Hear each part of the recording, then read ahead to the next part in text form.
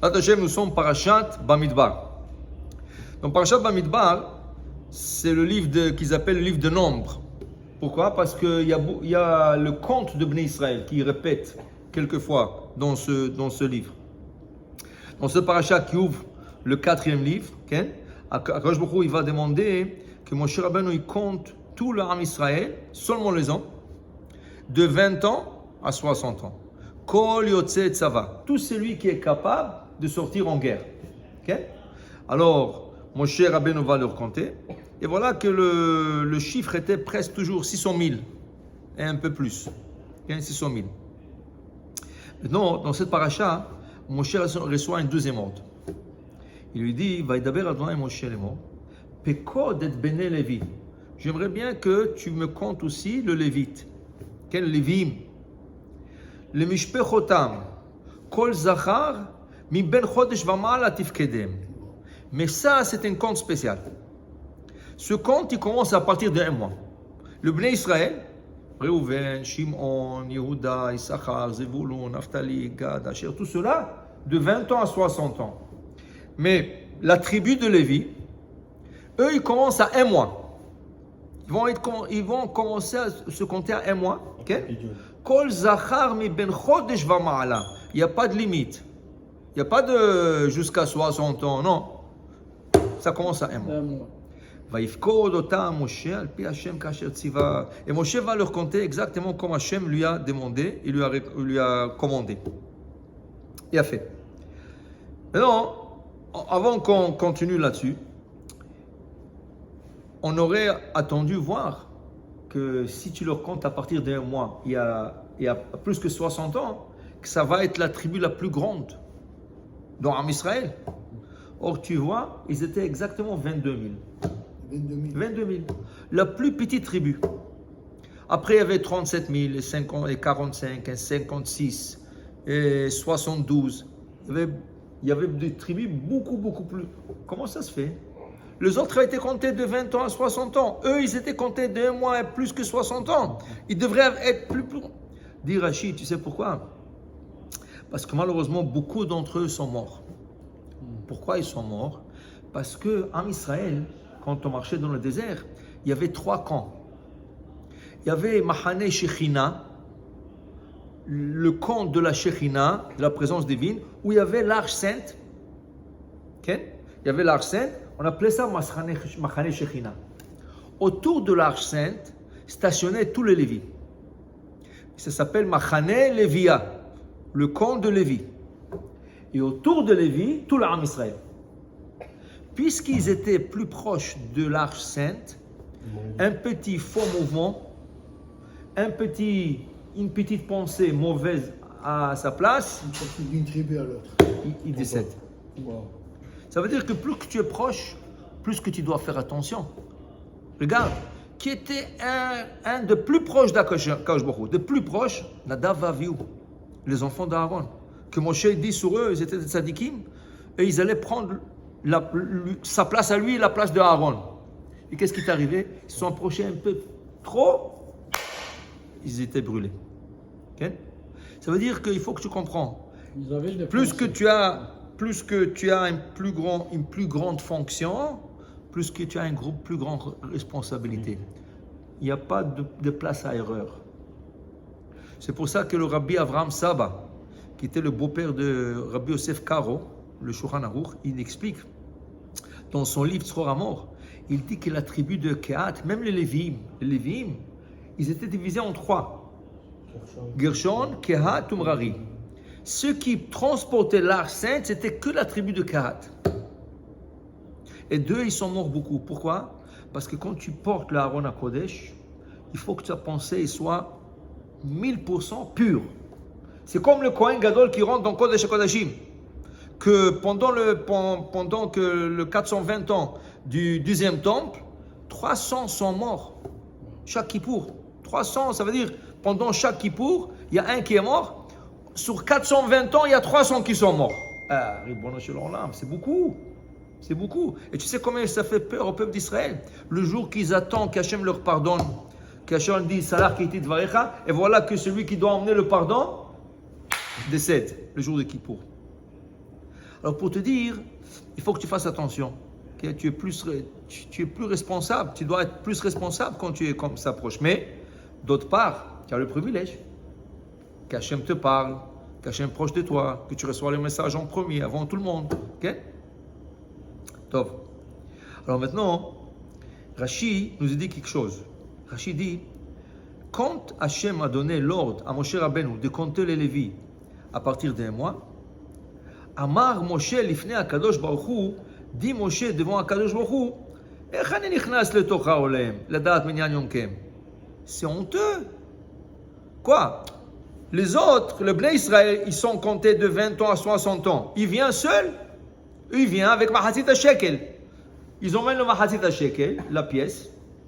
Et il vient, il nous donne ça. On compte les pièces. Mais il vient chez nous. Maintenant, pour compter des bébés à 1 mois, il faut que moi, que je vais chez eux. Mais si la mère est en train d'allaiter le bébé, s'il y a quelque chose qui n'est pas modeste dans la maison, comment je vais rentrer chez eux? Quoi, il va commencer à taper sur chaque tente? Et si les gens ne sont pas à la maison, qu'est-ce qu'il va faire? Ils sont sortis cueillir la manne. Alors quoi, il va attendre qu'il revienne? Alors Moshe a dit, c'est impossible de compter ça. Amar lo Akadosh Baruch Hu, lui répond Akadosh Baruch Hu à Moshe. Aseh ata et shelcha, vani aseh et sheli. Fais ton travail et moi je vais faire la mienne. Qui veut dire, toi tu vas te mettre devant le seuil de chaque tente, mais tu ne rentres pas. Tu ne tapes pas sur la porte. Tu te mets devant la porte.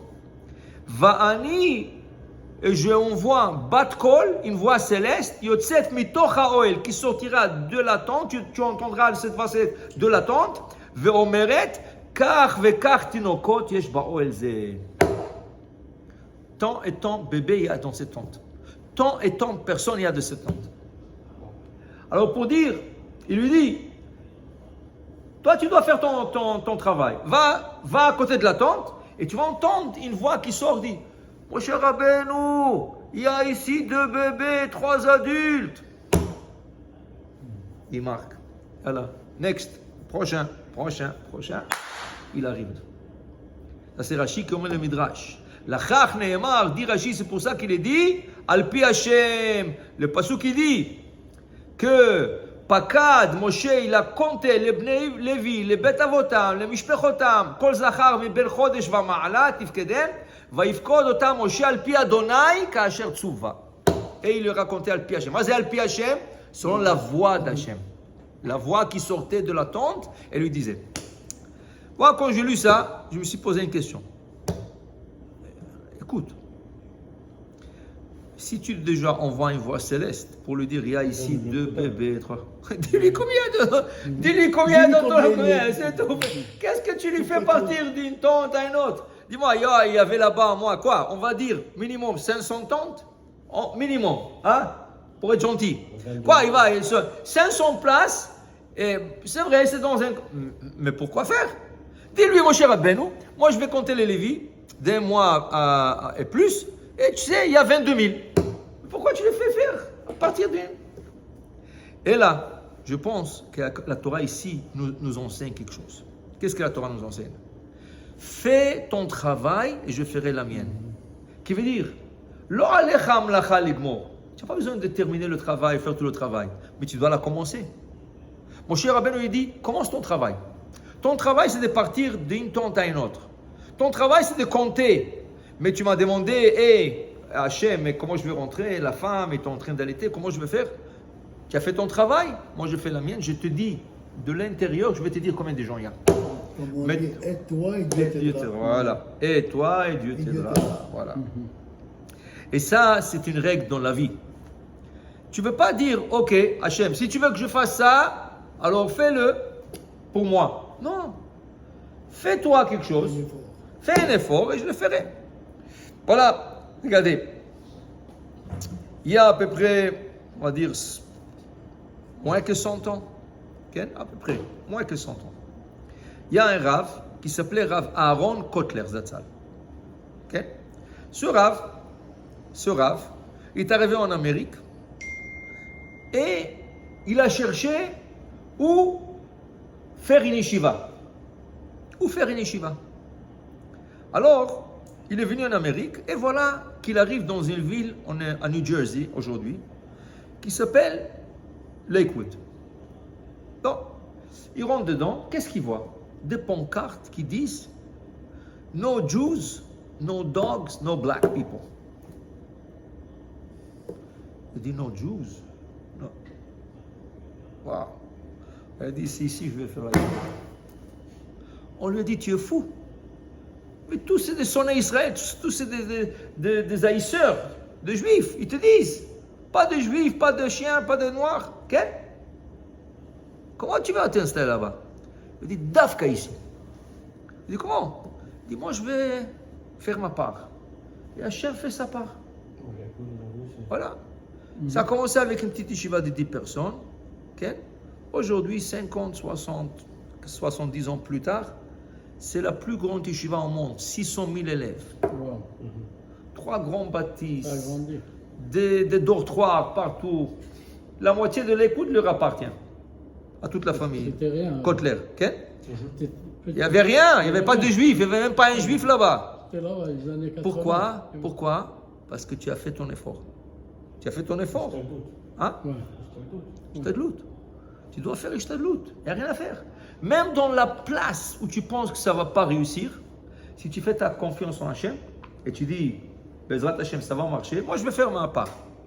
Et ça va marcher. Mais Hachem te dit, ne t'assois pas avec le bras croisé comme ça et me dire, ok Hachem, alors fais quelque chose comme ça, je fais une Torah. Non. C'est toi qui dois commencer. Montre-moi que tu es prêt à le faire et je t'aiderai. Okay?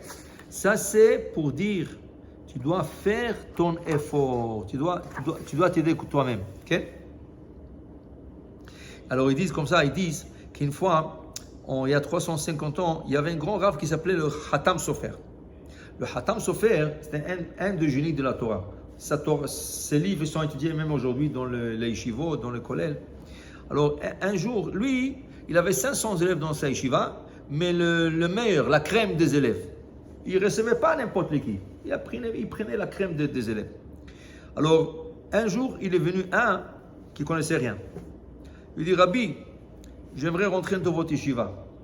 Il dit, mais qu'est-ce que vous connaissez? Je dis rien. Je ne connais rien. Il dit, alors, comment tu veux rentrer ici? Il lui dit, écoutez, moi, je suis venu étudier. Le reste, c'est entre les mains d'Hachem. Mais moi, j'ai fait mon effort. Il a aimé l'approche. Il est venu pour étudier, Hachem va l'aider. Tout de suite, il lui a collé un havruta, un partenaire d'études. Il lui a dit, tu apprends avec lui ça. En après-midi, un autre. Le soir, un autre. Ce petit, qui avait 17 ans, commençait à étudier. Et petit, en quelques mois, il s'est rattrapé. Okay? En 2-3 ans, il est devenu un des meilleurs de la yeshiva. Okay? Mais au début, tous les élèves se moquaient de lui. Celui-là, il connaît même pas, à peine Birkat Hamazon, il connaît celui-là. À peine il sait prier. Les gens se moquaient de lui. Il y a des gens. Donc, à la fin, il est devenu quelqu'un. Un jour, le rabbin était avec ses élèves en train de truc et il reçoit, par la poste, il reçoit une lettre. Alors, il a ouvert. Et c'était une question-réponse. Un grand rabbin lui a écrit une question. Il a dit, voilà la réponse que je pense. Et je demande votre opinion. Qu'est-ce que vous disiez? Le rabbin est en train de lire, la relire. Et les élèves disent, rabbin, fais-nous participer avec la question, avec la réponse. Peut-être nous aussi, il est en train de leur dire la question, la réponse.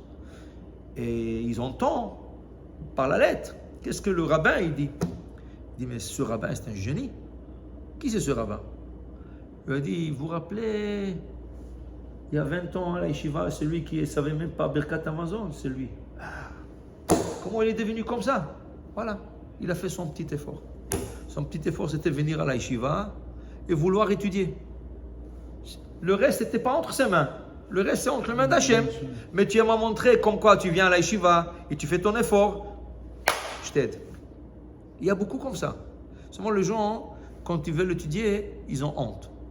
Ah, je connais rien. Tu sais qu'ils vont se moquer de moi. Non.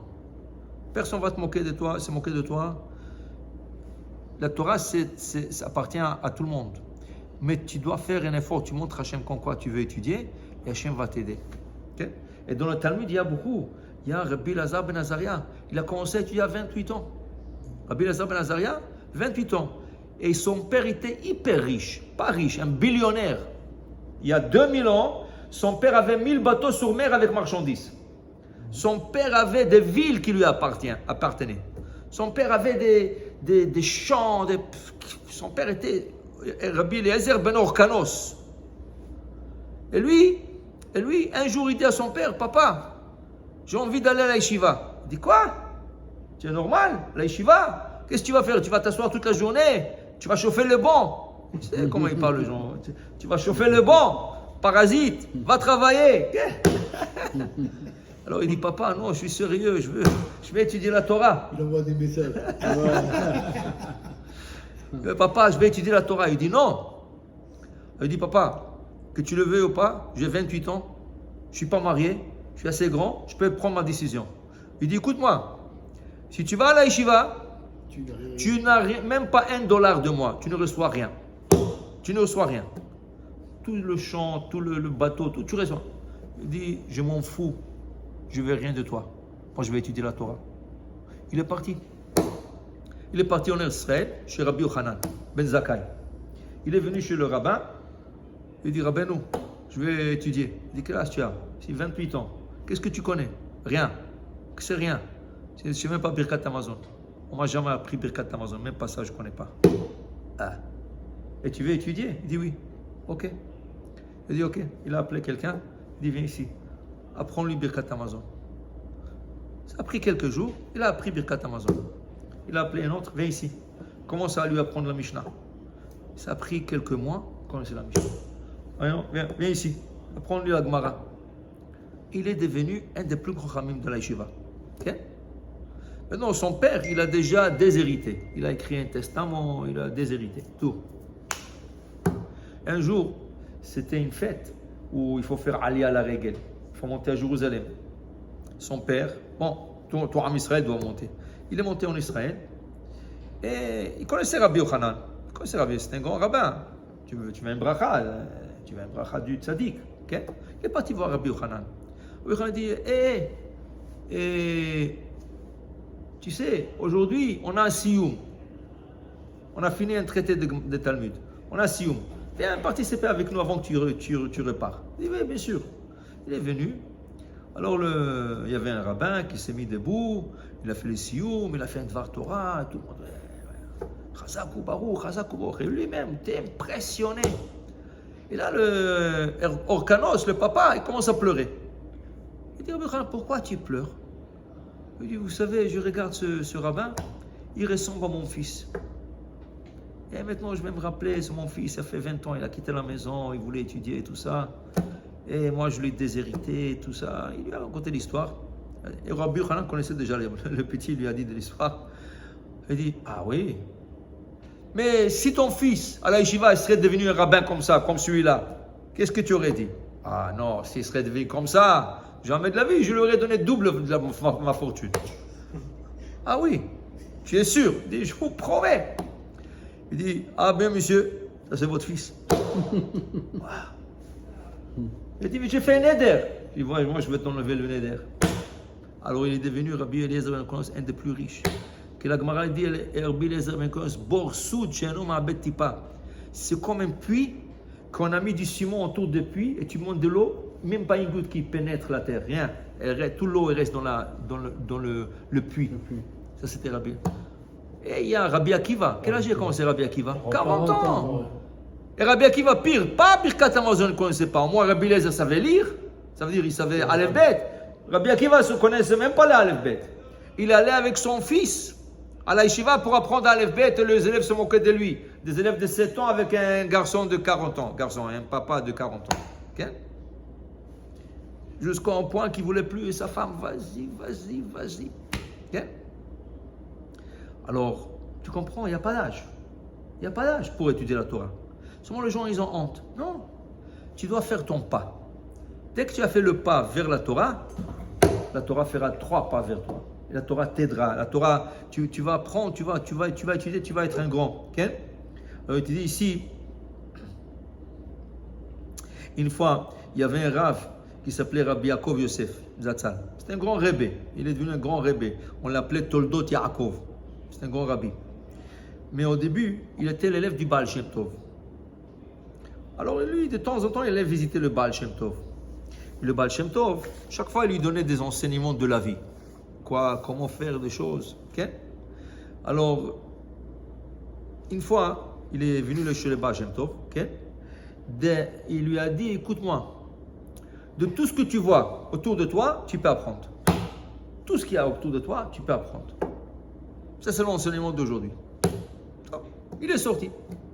Il est sorti du Baal Shem Tov et dit, de tout ce que je vois autour de moi, je peux apprendre. De tout ce que je vois autour de moi, je peux apprendre. Et dès qu'il pense comme ça, il y a un goy qui passe avec un wagon, avec un cheval, avec la marchandise sur le wagon. Et le cheval, il a fait un faux pas, tout le wagon se renversé. La marchandise, le cheval est tombé par terre et tout ça. Mais il n'y avait pas beaucoup de gens dans la rue. Alors le gars, il a vu ce rabbin, Rabbi Yaakov Yosef. Il dit, monsieur, venez m'aider. Venez m'aider. Il dit, je ne peux pas, je suis faible. Je ne peux pas vous aider. Alors l'autre, il lui crie, c'est pas vrai, tu ne veux pas m'aider. Comme ça, il a dit. Lui, il a dit, mais de tout ce qu'on voit autour de nous, on peut apprendre. Il est retourné chez le Baal Shem Tov, il dit, qu'est-ce qu'on apprend de là? Il dit, voilà, il t'a appris quelque chose. Quand tu ne veux pas faire, c'est pas que tu ne peux pas. Il n'y a pas, ne dis jamais je ne peux pas. Tu dois dire je ne veux pas. Quand tu arrives à quelque chose, tu dis, je ne peux pas le faire. Ce n'est pas que tu ne veux pas le faire. Tu ne peux pas. Hachem va t'aider. Tu ne veux pas le faire. Comme il dit un de grands rabbins, je n'ai jamais dit est-ce que je peux le faire ou pas. J'ai toujours dit est-ce que je dois le faire ou non. Ne dis pas je peux pas. Si tu veux, tu peux faire n'importe quoi. Parce qu'Hachem va t'aider. Fais le tien, fais ton travail et Hachem complétera. Okay? Mais tu dois faire l'effort. Okay?